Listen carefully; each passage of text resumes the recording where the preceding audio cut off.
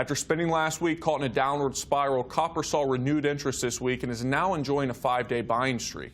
Supply issues once again dominate headlines, but resolutions are beginning to appear, with Freeport-McMoRan's Gasper mine set to restart early next week. Still, things are murky in Peru. While originally planning a 5-day strike at Sierra Verde mine, negotiations have dragged on after 1,300 miners decide to stay home until at least next week. At the much-discussed Escondida mine, owners BHP Bulletin decided to restart operations after striking workers once again rejected the latest offer.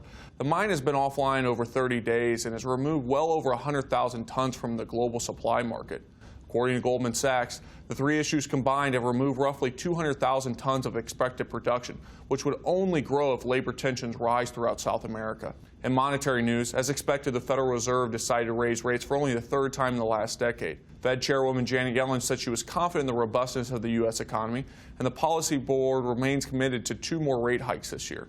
Recent economic data confirms Yellen's assessment, and the chairwoman said the central bank has plenty of time to see what happens with the new administration after receiving questions over proposed policies. Speaking of President Donald Trump, he rolled out his budget this week, which was deemed hard power because of its increase in military and defense spending.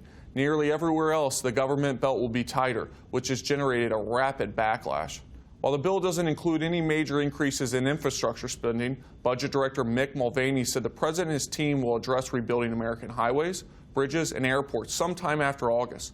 Next week is light on the data front, but copper participants will be heading to the Big Easy for an annual conference. U.S. trade, domestic demand, and the likelihood that President Trump can eventually pass his infrastructure overhaul are all expected to be main points of conversation.